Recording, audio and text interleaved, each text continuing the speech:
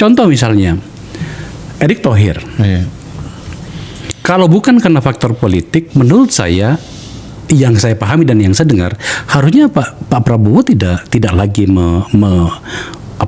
mengajak kawan kita ini. Kenapa? Ada banyak Coba faktor. tolong dijelaskan. Saya bisa jawab. Ntar.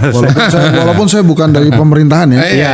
Tapi saya agak-agak ngerti Tapi dari kenapa beliau orang-orang dulu ini yang diajak nih. Dan beliau dulu jelaskan. Iya, Kenapa iya, harusnya Erick Thohir nggak masuk? Ya, contoh misalnya bahwa hari ini ada banyak BUMN dan itu besar-besar itu telah membebani sistem keuangan kita, tanda petik kawan kita ya. Oh, ada banyak itu. Kalau kita mengeluarkan data maka ini akan meledak Tapi lagi.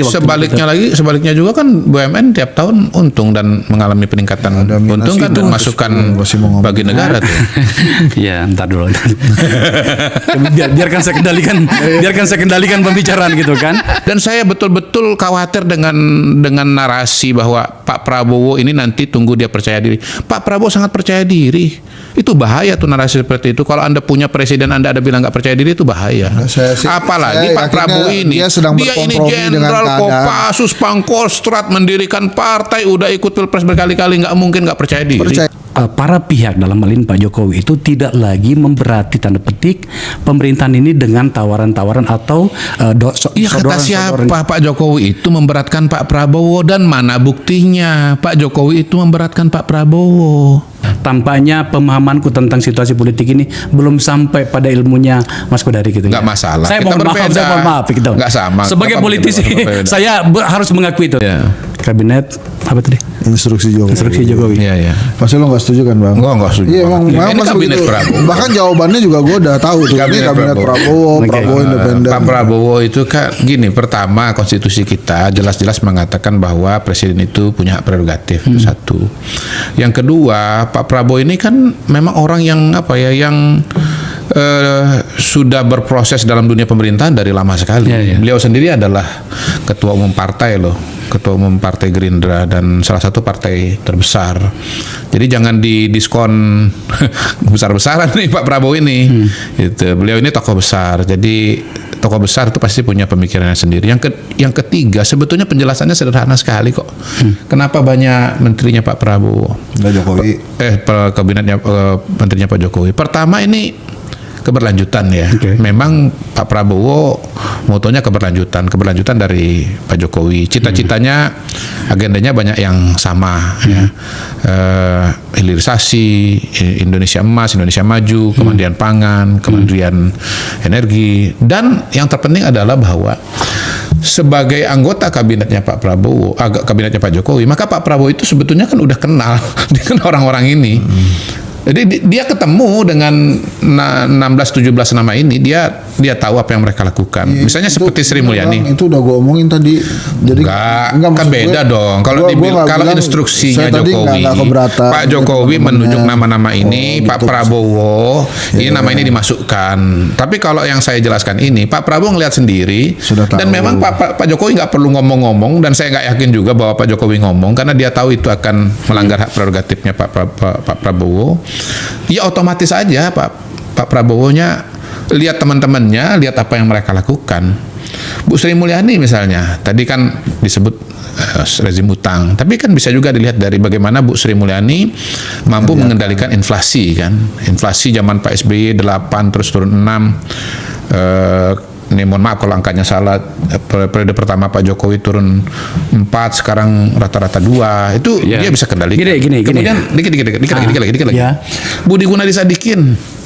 Latar belakangnya banker, sebelumnya sarjana teknik nuklir kalau nggak salah, tapi melakukan reformasi yang sangat mendasar mengenai masalah kesehatan. Gitu. Berhasil melaksanakan 400 juta vaksinasi. Kami di sini cukup punya catatan menyangkut itu. Maka kemudian saya ingin teruskan narasi dan diskusi kita tentang ini begini. Sebenarnya saya ingin keluar dari nama-nama sebenarnya, siapapun orangnya ya. Nah, karena menurut saya hari ini yang kita butuhkan itu adalah bagaimana orang yang ditunjuk itu, siapapun itu adalah betul-betul memberikan gambaran kita bahwa harus ada perbaikan yang lebih nyata dan lebih signifikan di masa depan. Gitu ya. Tetapi kan kita harus tetap menghubungkan dengan orangnya, karena ini ada dari Jokowi, ada dari Prabowo. Contoh misalnya Erick Thohir. Kalau bukan karena faktor politik, menurut saya yang saya pahami dan yang saya dengar, harusnya Pak Prabowo tidak lagi mengajak kawan kita ini. Kenapa? Ada banyak. Coba tolong dijelaskan. Saya bisa jawab. Ntar. Walaupun saya bukan dari pemerintahan ya. Iya. Tapi saya agak-agak ngerti kenapa orang-orang ini yang diajak nih. Beliau dulu jelaskan. Kenapa harusnya Erick Thohir nggak masuk? Ya, contoh misalnya bahwa hari ini ada banyak BUMN dan itu besar-besar itu telah membebani sistem keuangan kita, tanda petik kawan kita ya. Oh, ada banyak itu. Kalau kita mengeluarkan data maka ini akan meledak lagi. Tapi sebaliknya juga kan BUMN tiap tahun untung dan mengalami peningkatan untung kan dan masukan bagi negara tuh. Ya, entar dulu. biarkan saya kendalikan pembicaraan gitu kan.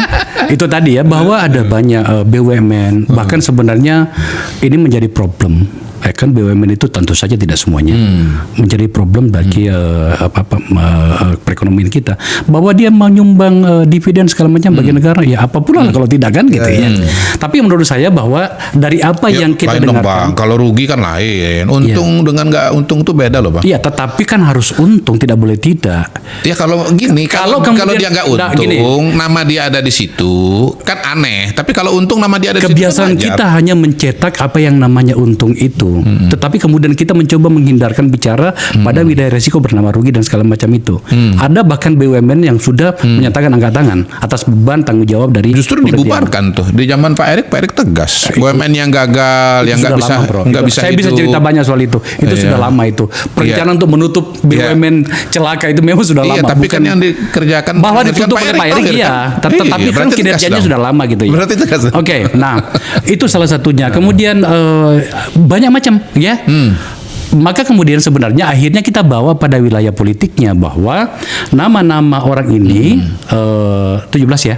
Saat ya 17 itu sebenarnya itu adalah paket Pak Jokowi. Tadi siapa Muni ya, siapa Budi Ari ya, Ibu Sri Mulyani juga. Kalau kita mau teruskan tentang catatan itu, kebetulan saya buka ini ada teman-teman peneliti dari Harkat Institut ya, Harkat Bangsa Institut itu angka pasti saja 326% angka utang kita naik. Itu belum pada catatan Indef yang mengatakan sebenarnya utang kita itu 2.000 triliun segala macam. Ada catatan banyak dari Tempo lah. Tapi yang saya mau katakan begini, sebenarnya kita berharap Pak Prabowo itu betul-betul mengambil posisi di mana kemudian mengatakan gini, oke, saya ingin kabinet saya betul-betul kabinet yang bisa menerjemahkan pikiran saya dengan sangat progresif. Tapi tampaknya ini sampai 17, itu bukan angka yang kecil. Maka lagi-lagi kita memang bicara tentang keberlanjutan. Lagi-lagi saya kembali, berarti ini kan paket Jokowi ya. Maksudnya? Kabinet bukan apa tadi namanya? Quote and quote instruksi Jokowi ya. Nah, jadi Pak Prabowo sekali lagi sebagai tokoh besar, sebagai presiden punya alam pikirannya sendiri, punya cita-citanya sendiri. Nah, persamaan Pak Prabowo dengan Pak Jokowi itu banyak. Misalnya mau Indonesia maju 2045, mau menjawab masalah middle income trap countries, mau menjawab isu bonus demografi supaya jangan jadi bencana demografi. Nah, untuk menjawab itu harus ada investasi, pertumbuhan ekonomi harus 8%. Sekarang ini ada ancaman yang konsisten, yang nyata, yang abadi berkaitan dengan isu pandemi. Pandemi kan bisa terjadi kapan saja sekarang. Kalau dulu 100 tahun sekali baru terjadi, 200 tahun sekali bisa terjadi. Kalau sekarang bisa terjadi kapan saja. Lalu kemudian ada ancaman perang dunia ketiga. Berarti Indonesia harus punya kemandirian pangan, kemandirian energi, juga kemandirian kesehatan. Nah, semua itu ya sejalan dengan Pak Jokowi. Jadi sebetulnya apa-apa yang dikerjakan oleh Pak Jokowi akan dikerjakan juga oleh Pak Prabowo. Dan balik lagi kepada penjelasan yang sederhana bahwa ini adalah teman-teman sekelasnya Pak Prabowo. Jadi nggak heran kalau dia ngajak teman-teman sekelasnya. Sebenarnya dia ada dan menyaksikan. Ya, sebenarnya itu ada pertanyaan yang lanjutan dari ini. Bahwasanya kemudian ada faktor-faktor politik, ya namanya juga kabinet. Kalau mengatakan atau menafikan nggak ada faktor politik sama sekali, berarti yang ngomong begitu nggak ngerti politik. Ya. Oke. Saya terima itu. Ini kan Pak Akbar nih nggak masuk dalam kabinet kan faktor politik. Kalau secara kemampuan saya yakin sih pasti memenuhi syarat. Gue bicara tentang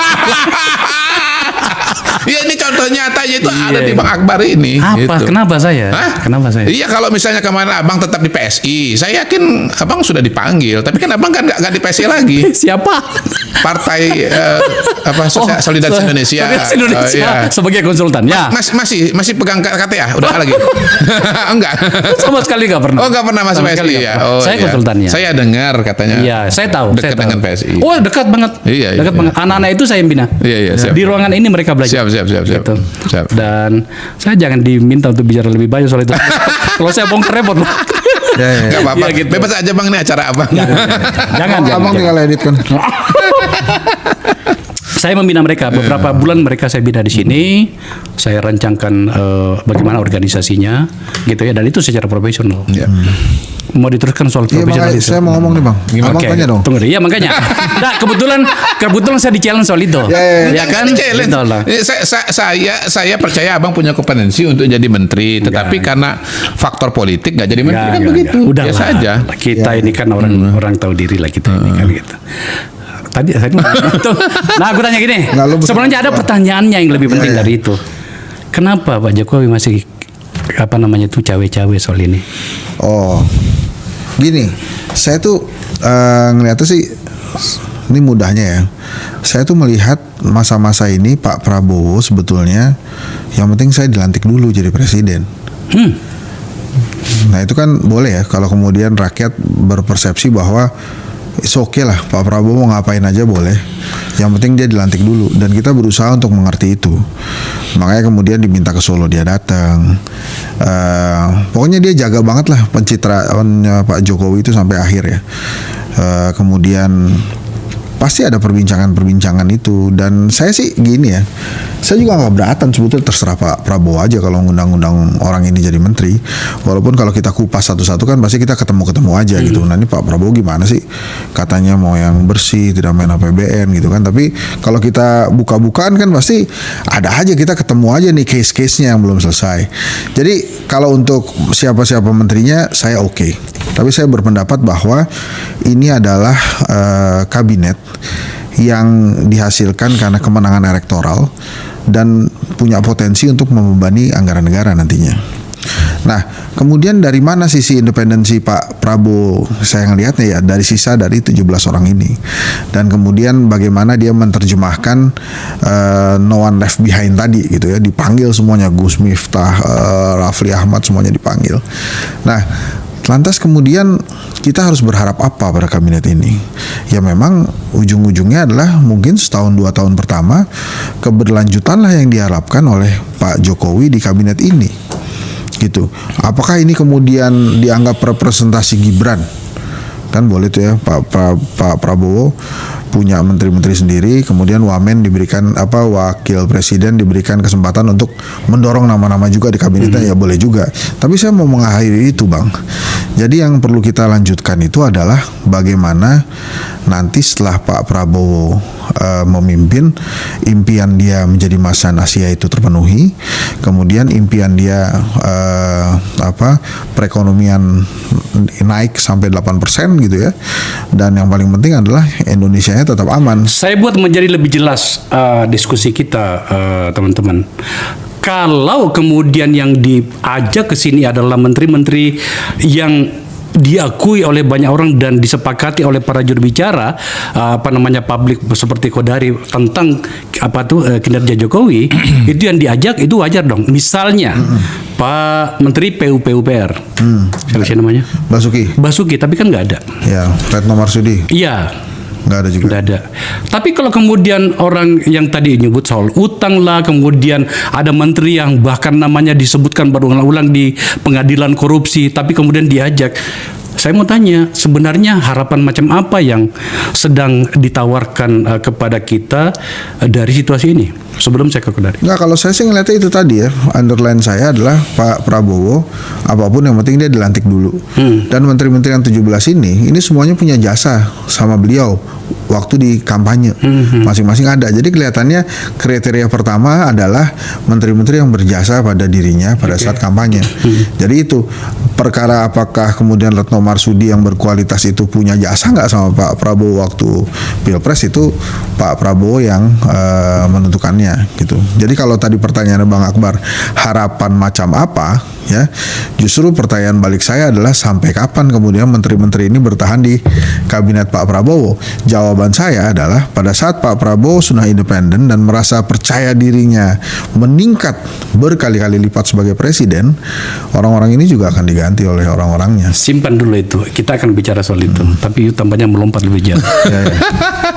Udah mulai nyoret-nyoret. Ya tadi itu pertanyaan yang sama, bro.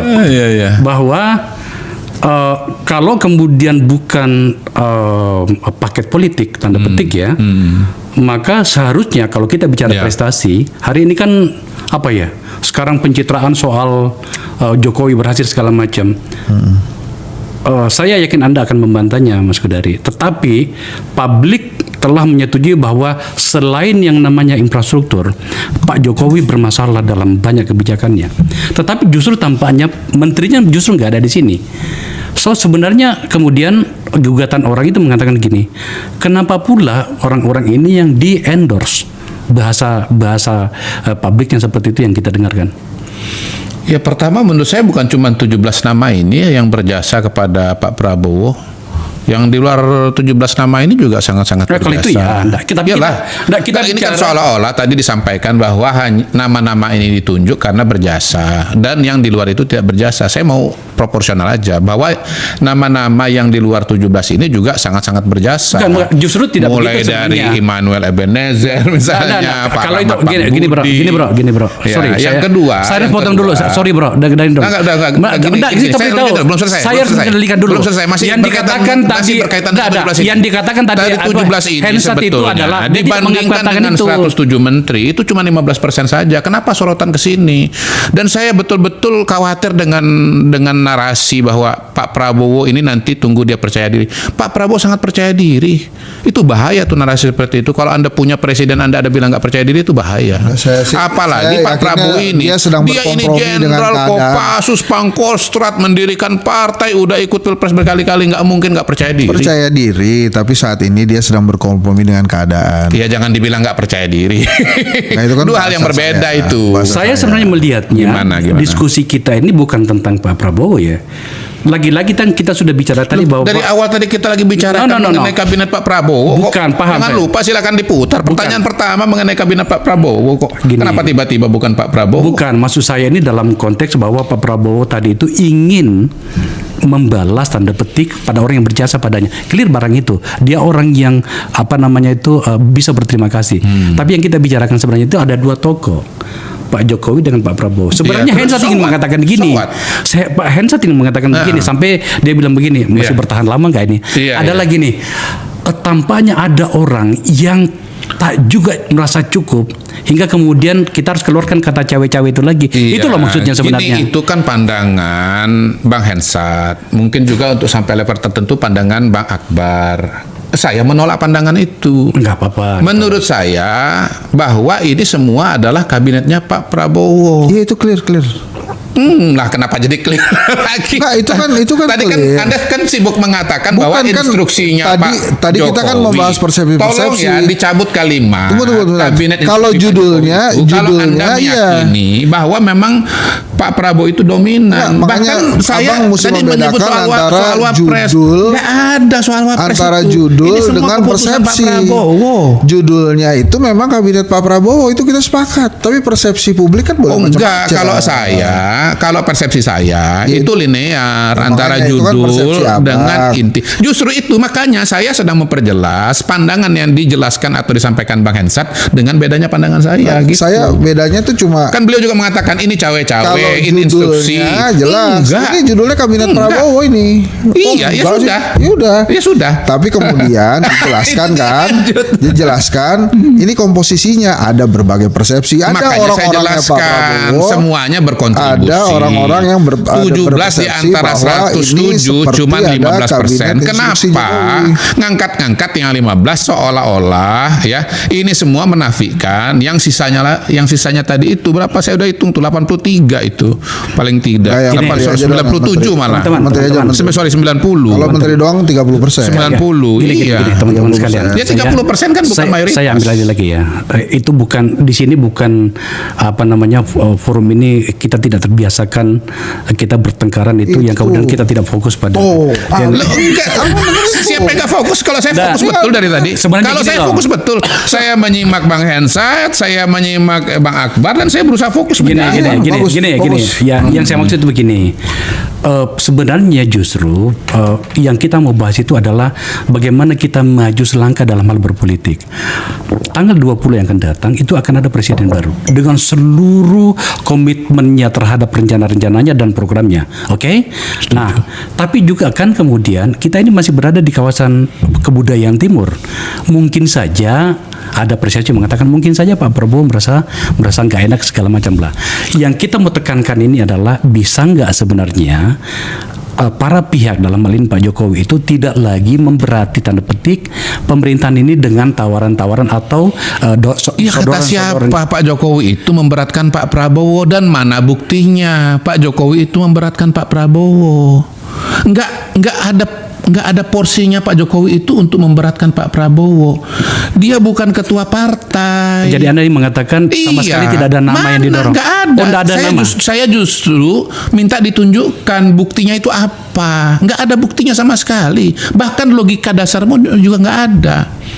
Bayangkan Pak Jokowi itu bukan ketua partai. Iya, udah. Dari mana dia mau menuntut ini dan itu kepada Pak Prabowo? Nggak ada ceritanya, nggak ada jalannya. Jadi kita sudah dapat jawaban nih. Kodari mengatakan sama sekali tidak benar Pak Jokowi itu menawarkan, meminta, menyodorkan nama kepada Pak Prabowo, nama-nama menteri yang dipakai di kabinetnya untuk dipakai lagi di kabinetnya. Buktikan aja sebaliknya kalau memang dia meminta pembuktian. Kalau memang ada. Ya. Nih kalau sebetulnya sih nggak perlu ada pembuktian itu. Tapi kan kita ini manusia berpikir. Kalau ngomong tuh harus ada dasarnya Bang Hensat. Iya, kita ini kan manusia-manusia. Kalau nggak ada dasar maka itu namanya omon-omon. Enggak dong, nggak boleh begitu juga. Nah, itu namanya kecurigaan, itu namanya tuduhan. Loh, nggak apa-apa kan? Kalau orang-orang menggunakan pikirannya. Saja ini kan kita ditonton orang-orang menggunakan pikirannya untuk membaca situasi, membaca keadaan, ya. Jadi kalau kemudian hasil dari kritisasi atau pemikiran-pemikiran itu membaca sebaliknya tentang situasi dan keadaan itu kan boleh juga. Boleh aja. Saya juga sedang menjelaskan yang sebaliknya. Kemudian maksud saya dalam diskusi tentang pemikiran itu bukti-bukti bisa diubah menjadi pikiran-pikiran. Ya kalau saya sementara ini harus ada bukti, ada ya abang kan berkata seperti itu karena apa hal-hal seperti itu kan sulit dibuktikan. Kenapa? Misalnya berapa orang yang berada di lingkaran Pak Jokowi yang harus mendengarkan apa yang dipertanyakan oleh Bang Akbar tadi. Jadi maksud saya pertanyaan saya mendasar tadi kan nggak dijawab. Sekarang apa logikanya Pak Prabowo itu harus ngikutin Pak Jokowi, terutama setelah kemudian nanti resmi dilantik? Kan nggak ada logikanya, bos. Kalau memang nggak ada logikanya, ngapain Pak Prabowo ngikutin omongan Pak Jokowi? Apa logika di mana kemudian kita bisa terima bahwa Pak Prabowo harus mendengarkan Pak Jokowi? Iya. Itu mana? Di mana? Nggak ada. Logikanya yang ada. Bukan mendengarkan ya. Kalau mendengarkan pasti mendengarkan lah ya. Tapi wajib mengikuti sampai keluar kalimat kabinet instruksi Jokowi itu. Ada itu yang saya bantah. Quote and quote dibaca dong. Ya apa bedanya dengan tanpa quote? Bukti seperti apa yang Anda butuhkan, Mas Kodari? Iya, misalnya ada pernyataan, rekaman pernyataan, iya, ada rekaman tertulis. Tidakkah Anda mengaku sebagai orang yang sangat paham tentang politik? Politik itu bukan matematika seperti itu kan? Oke, saya lanjutkan ya. Ya. Sekarang dari mana logikanya Pak Jokowi itu menekan Pak Prabowo?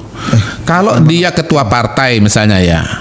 Nah, pada titik ini saya mau mengatakan pengaruh Bahlil mungkin kalau dibilang punya pengaruh kepada Pak Prabowo, menurut saya bisa terima karena dia ketua partai. Bang, itu kan ada partainya politik, harusnya lo ngerti, dia Bang. Punya kursi di parlemen. Jadi Pak Prabowo mau memerintah perlu dukungan dari parlemen. Nah itu logis, itu logika kayak begitu yang saya terima. Nah itu matematika seperti yang disampaikan Bang Akbar. Itu iya, matematika mau politik. Mau logika. Nah, tapi kan ada nalar politik juga yang harus disadari. Begini loh, poin saya tuh ada data, ada dasarnya untuk mengatakan Bahlil itu punya pengaruh kepada Pak Prabowo. Zulkifli Hasan, Agus Harimurti, SBY punya pengaruh kepada Pak Prabowo. Itu ada dasarnya. Megawati punya pengaruh kepada Pak Prabowo. Ada dasarnya. Nah, Bu Mega belum tentu punya kader dalam parlemen, tapi dia bisa. Berarti inilah alasan yang Anda pakai selama ini untuk mengatakan sama sekali rendah kualitas kritik publik bahwa yang mengatakan bahwa Pak Jokowi cawe-cawe dalam segala hal atau peristiwa politik yang terjadi ya. Itu ya. Nah, kita lagi diskusi mengenai kabinet ya. Nah, kita harus spesifik. Saya mencoba menarik kita itu. Kita misalnya tentang bagaimana Bahlil mengambil alih Golkar. Kita harus spesifik. Ya segala macam gitu ya. Artinya gimana? Kalau kasus Golkar buat saya itu lebih kepada logika internal Partai Golkar sendiri dan pemikiran Pak Airlangga sendiri. Oh gitu ya. Bahwa mereka melihat Airlangga ini nggak sesuai dengan pemerintahan. Kita ini Partai Golkar, partai pemerintah, nggak mungkin kita tidak bersesuaian dengan yang berkuasa dengan presiden. Gitu. Nah, Airlangga sendiri juga melihat situasi dan kondisi. Waduh, memang kelihatannya saya kalau mau maju lagi ini berat dukungan. Ya mundur. Ini sebenarnya masih berkaitan ya. Tapi saya coba tangkapi bagian ini. Di mana ya di dunia ini ada sebuah partai besar menang di pemilu, tidak ada apa-apa tiba-tiba mundur begitu saja dan menyerahkan kepada orang di luar dari internalnya. Coba aku pengen tahu logika politiknya gimana, bro? Ya. Pemilik suara di Golkar itu adalah orang-orang di Golkar. Saya bisa memastikan pengurus daerah. Mas, saya beritahukan karena saya kan masih bergaul dengan mereka nih. Saya bisa pastikan dan saya bisa mendengarkan mereka bahwa sebenarnya itu mereka lagi guncang gara-gara itu. Sampai sekarang masih guncang loh. Iya, mana pernyataan guncang? Ah, itu dia. Oke. Aduh, kalau sudah sampai begitu berarti kita nggak bisa teruskan diskusi itu. Nggak bisa. Karena kita bicara nalar politik kan. Yang nggak perlu ada gitu-gituan segala macamnya, Bang. Tiap organisasi itu